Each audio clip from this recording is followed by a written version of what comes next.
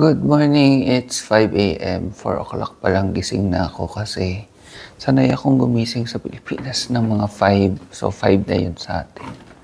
Today kami ay pupunta sa Prasat Priyavihir Temple. Isa yung UNESCO World Heritage. And 70 kilometers away siya dito. So nag-rent kami kahapon ng motor. $15 per day yung rent sa motor. 2 days namin siyang i-rent. Kasi tomorrow, magbe-birding naman kami sa malayong lugar din from here. Hindi ko pa sure kung magkano yung entrance dun sa temple mamaya. Update ko na lang kayo. And mag-breakfast muna kami. Hahanap din kami ng bukas na. Mga 5:30 kami alis dito. Usually mga 6 bukas na yung stores dito. Kagaya yung restaurant na kinainan namin kagabi. 6 a.m. ang bukas nila. So okay din.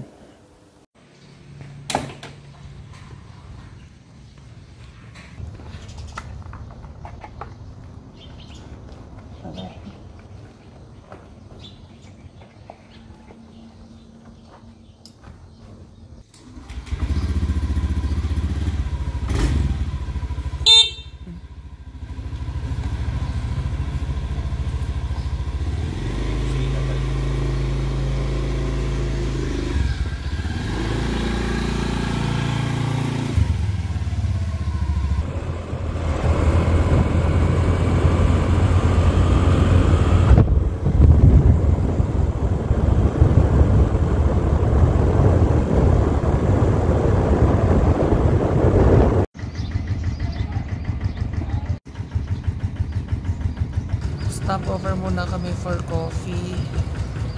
Wala nga lang sila dito food. So coffee na lang muna. Pinagkaguluhan kami ng mga aso kanina. 150 meters may restaurant dyan. Yung mga dogs na yan kanina, naglapitan ba naman sa amin? Hindi ko na lang na-i-vlog. Yun pala yung kaibahan dito sa Priyavihir tsaka sa Phnom Penh. Dito ang daming stray dogs. Or siguro yung dogs na alaga naman, kaya lang hinahayaan lang kagaya nitong mga to na makawala. Nakakatakot lang kasi tabing kalsada. Baka mamaya ay masagasaan, kawawa. Ito yung itsura ng cafe. Ang ganda. Parang talaga siya. Simpleng cafe sa countryside. Yan. May eatery kaming na pagtanungan tabing road. Ito, pwede daw magpaluto ng fried rice. Kaya nga pala kami nagkakaintindihan dahil gumagamit kami Google Translate. I-on mo lang yung sound or something. Yan. Hindi masyadong kita. Basta piniplay mo siya. Pwede mo makita tapos Tang nhạc viên bài trà tê. Parang ganon. Sasalitang ganon. So, ewan ko kung na-pick up sa mic. Nandito pala yung mic. Basta yan, Google Translate lang. Itong nabili nga pala namin coffee ay 70 pesos pag pinanito. Mura na. Mura ng kape dito. Tapos laging merong hawakan. Natin. Matapang yung kape ha. Iba rin yung lasa. Iba rin yung lasa ni Iba rin yung lasa ng kape ni ate. Matapang pero masarap. At least makape. Ito pa lang. Mali pala yung sinabi ko sa inyong 70 kilometers kanina mula doon sa guest house. Pala 115 kilometers. Kaya kami doon nag-stay kasi doon yung sentro, no? Pag kasi malapit sa temple kami nag-stay, lalo na kami walang makakainan. Oo, saka wala tayong mahanap na marerentahan. Ayun, wala tayong marerentahan ng motor doon. Kasi baka isipin nyo, bakit ang layo ng pinagstaya namin sa temple? Ayun yung dahilan. Nandun kami sa sentro ngayon. Andun yung mga rentahan, mga kainan, mga ATM, mga gasoline station. Ito na yung ating food. Grabe, niluto ni ate yan from scratch. Ang effort. Tapos may free soup.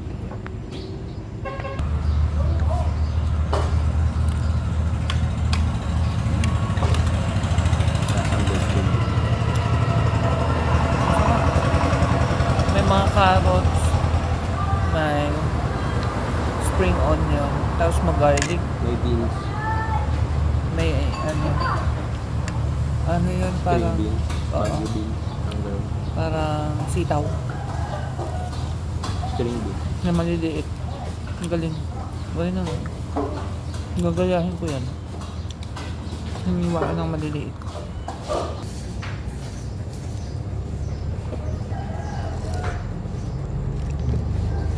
Mukhang wala namang karoon. Parang betchin. Betchin soup.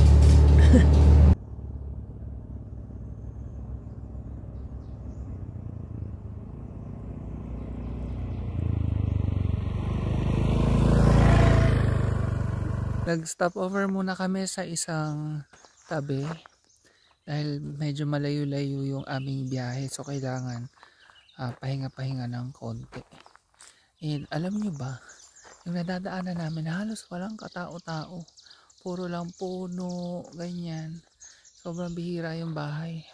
Ang konti-konti lang kasi ng mga Cambodians. Fun fact, 17 million lang sila. Buong country na yun. Compared sa 118 million na Filipinos.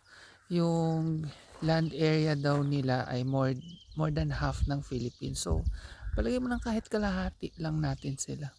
Kahit doblehin mo yung 17, 34 million lang yun. E tayo 118. O diba? Kaya dito, ang konti, halos wala kaming nakakasalubong, pa isa-isa lang na motor, kotse, ganun. Yan yung highway.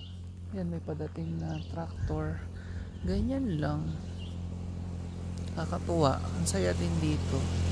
Dahil mas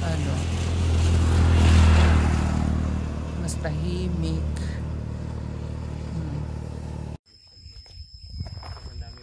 May nadaanan kaming pando. Ang ganda. Daming butterfly. Kikita sa video. Xiao Mao, isa ka ba dyan? Kaui. Pros.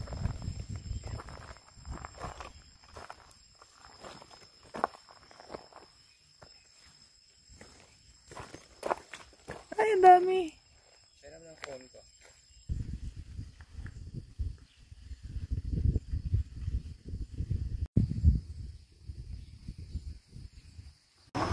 Ayan, nasa ticket office na kami. Ang price ay $10 kapag foreigner. Kapag local ay $1. Nakalagay nga pala open 6:30 AM tapos close 5 PM. How 6:30 pala sila open na pangkat. Kakagaling lang namin dito sa ticket booth. Ilang kilometers away pa? 7. Imagine 7 kilometers away pa yung pinaka-temple. Pero medyo steep daw, 45 degrees yung angle ng steepness. Sabi ko, pag hindi ko kayang sa motor, pag natakot ako, maglalakad na lang ako. Dito na kami sa parking area. Hindi kami sure kanina kung pwede bang ipasok yung motor doon sa paakyat sa temple o hindi. So nagtanong kami sa nagtitinda ng bulaklak. Sabi niya maglalakad niya daw mula dito. So since nagtanong kami, bumili na rin kami bulaklak. $1. Pwede na alay natin pag akyat natin dun sa taas. Bago pumasok, mayroong checkpoint. Ibig sabihin lang nun, check yung ticket. Tapos binubutasan lang. Marunong namang mag-English kasi tinanong ko, from here do we walk to the temple? Kasi baka mamaya pwede palang dalhin yung motor. Walk nga lang. Medyo mainit lang yung aming punta. So, ito yung lalakarin. Medyo mataas nga pala tayo. Ayan, hindi lang halata. Pero paakyat siya ng bundok. Kanina nga sa motor, ang tarik, medyo nakakatakot. Pero carry naman. Pag hindi kaya magmotor, may mga 4 wheels doon na pwedeng i-rent. Hindi ko lang alam kung magkano. For sure, mahal. By the way, itong jacket na suot ko ay may UV protection. Sa Uniqlo ko to nabili. Saktong-sakto kasi tingnan nyo naman. Tirik na tirik yung init. May hoodie pa nga to eh. Pwede ko rin iganyan. Thailand na daw to. Itong part na to. So itong part na to, paakyat Thailand na daw sabi sa maps. Kasi nasa boundary nga yung Preah Vihear Temple. Parang border siya ng Thailand and Cambodia. Medyo mahal lang yung entrance fee. $10. Pero okay lang kasi UNESCO Heritage Site siya.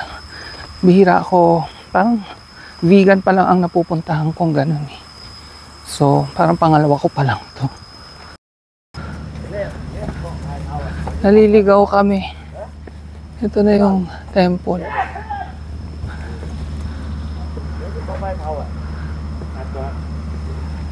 Kailangan lang magdahan-dahan. Medyo matarik.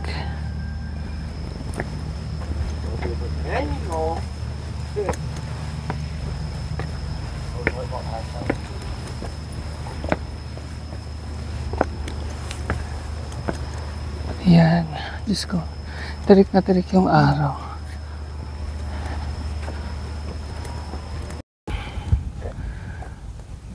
Pahinga muna kami sa isang tabi. Sa ilalim ng puno. Malayo-layo yung lakaran pa kasi. Andun sa likod yung temple. Ayan yung view. Oh. Mataas na tayo. Ayan. Ayan o. Grabe yung pawis ng lolo nyo. Dapat pala naka-dry fit kapag pupunta dito. Grabe. Haggard na to sa picture mamaya. Pag nag-picture-picture.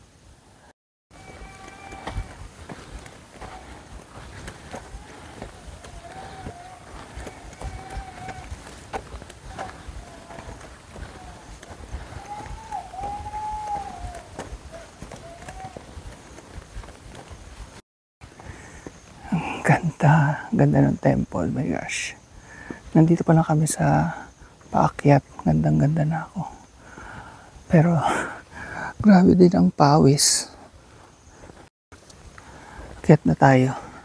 Hindi ko na puputulin yung video tapos natahimik lang ako para sabay-sabay nating makita yung ganda niya.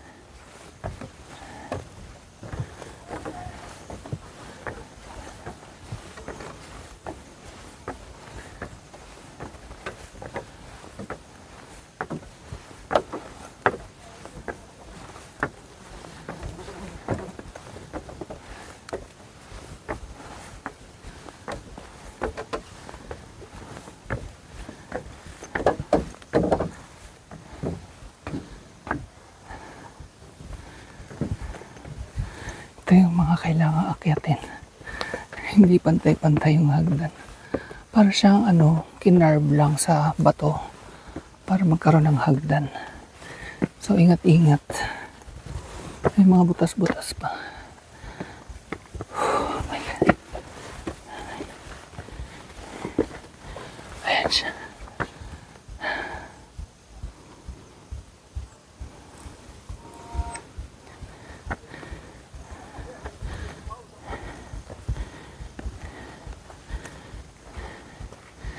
Pakita ko sa inyo kung saan kami galing.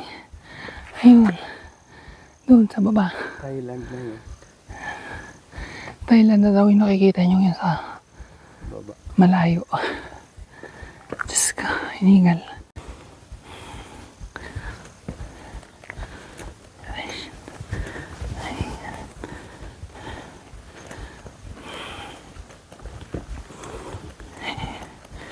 Hindi natin binasa yung sa baba. May nakasulat doon. Mamaya na lang. May mga bantay oh.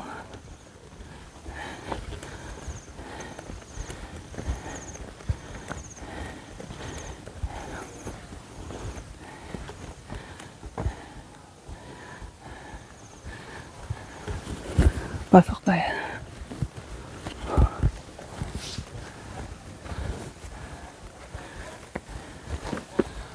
Ganda.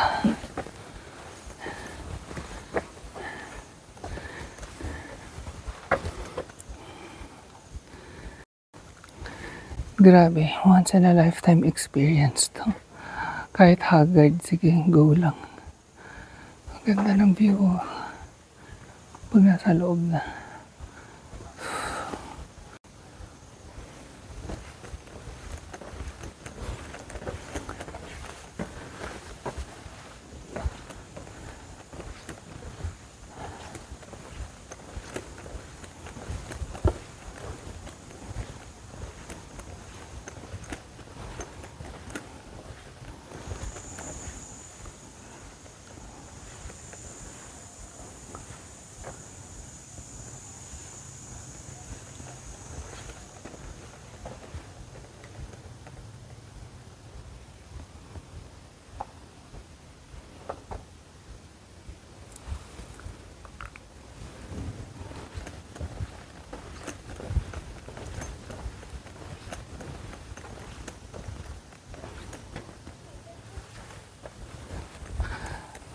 Meron pa palang isa dun. Akala ko ito na yun eh.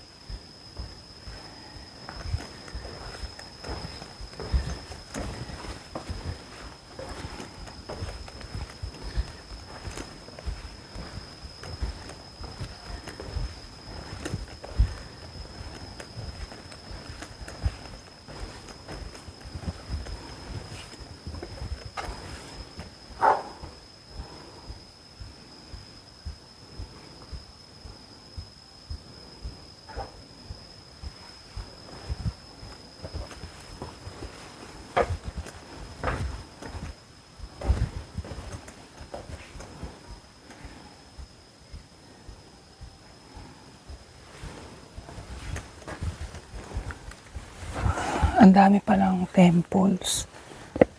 Parang pangatlo na tong nasa likod kong to. Ayan, pangatlo na to. Dalawa na yung nadadaanan namin. Grabe. Kapagod din. Pero masaya naman. Ang gusto kong gawin, magpapahinga muna kami sa isang part ng puno na malilim. Tapos mamaya mag-picture-picture ako kasi ngayon, pawis ako. Haggard na haggard.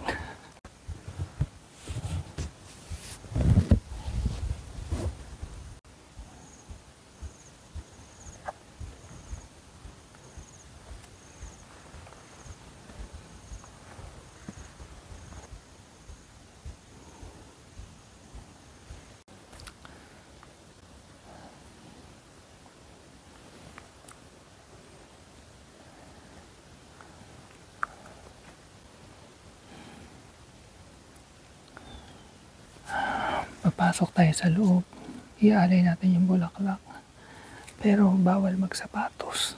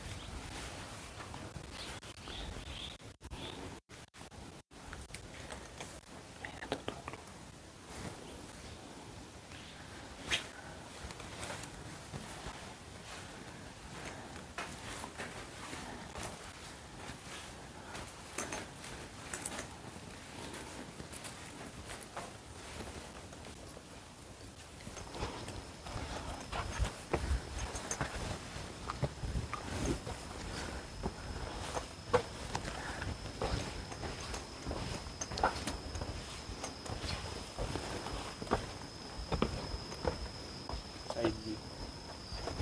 Para maliliit yung net.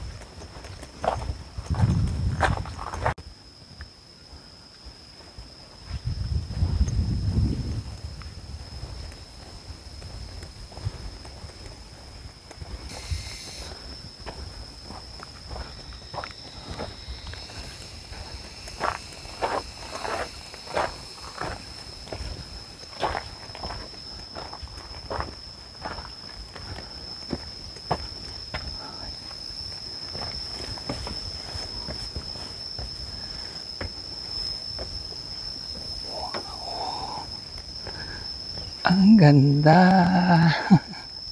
Ang taas-taas natin. Imagine niyo, inakyat namin yan.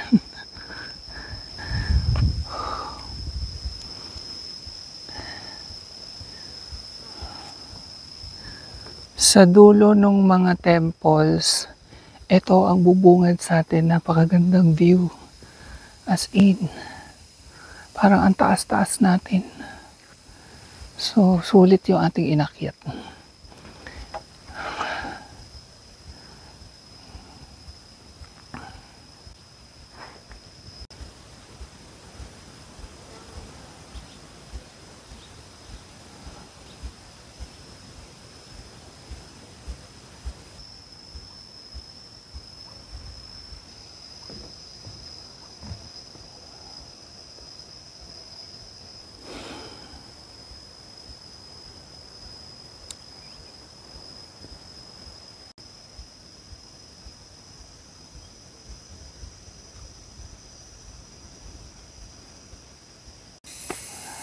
Dito sa bandang dulo, merong tambayan na bench.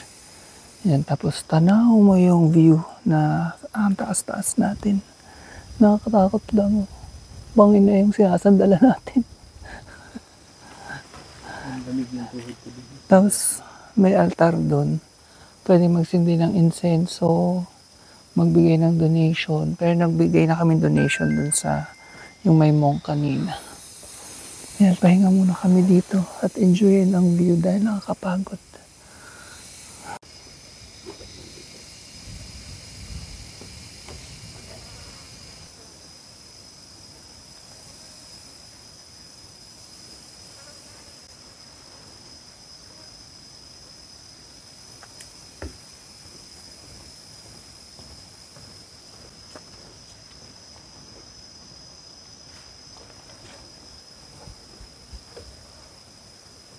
Kung pupunta nga pala kayo dito sa Prasat Priya Vihir Temple, maganda Monday.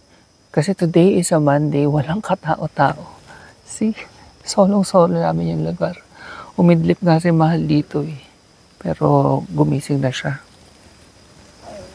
Kung titingnan nyo yung picture sa Google, laging maraming tao dito. Dun sa pictures. Pero pag Monday pala, walang tao. Ang sarap. Habang umiidlip si Mahal, ako naman nag-meditate ako, tapos nag-pray ako kay Lord. I mean, etong temple na to ay hindi naman pang Christian. Pero, ewan ko, somehow, parang ang sarap mag-pray. Siguro dahil tahimik yung lugar. Tapos mararamdaman mo yung breeze. Ang sarap, basta malamig-lamig yung breeze kahit na 12:00 ng tanghali. Tapos yun, nasa ilalim kasi ako ng puno kaya malamig din eh. Ayan, so magstay pa kami dito sa spot na to. Siguro mga 15 more minutes tapos baba na kami. Ine-enjoy ko lang, ina-absorb ko lang mabuti lahat. Kasi parang naiisip ko, sabi ko, Lord, maraming salamat dahil may opportunity na mapuntahan ko yung mga ganitong lugar na parang once in a lifetime ko lang siyang pupuntahan. Yung sasadyain mo talaga. Ang saya na blessed niya ako na makapunta dito. Bigla na lang umaraw na naman. Tapos nagkaroon na ng konting tao. So kami bababa na kasi gutom na rin kami. 12:30 na ng tanghali. So, kain muna bago umuwi. Yung biyahe nga pala namin, I think mga 4 or 5 hours. No? 3 and a half. 3.5. 3.5 hours yung biyahe namin. 115 kilometers. Pero pahinto-hinto kami dun. Tapos nag-breakfast pa kami dun sa isang roadside na parang eatery. Baba na tayo. Thank you sa Prasat Prayavihir Temple. Sobrang ko siyang na-enjoy. Kung mahilig kayo sa tahimik, yung makakapag-meditate kayo, yun, ma-enjoy nyo rin to. Pero kung hirap kayong maglakad, skip nyo na lang. Kasi malayo yung lakarin. After ng sobrang init, ito yung masarap to. Ito yellow. Sprite.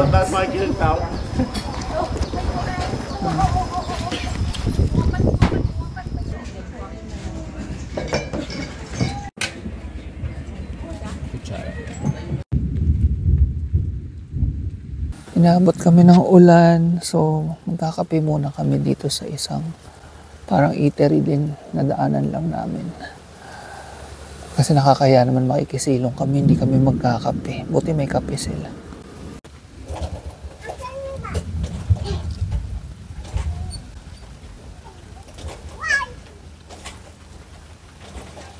Hindi ng Cambodia dito.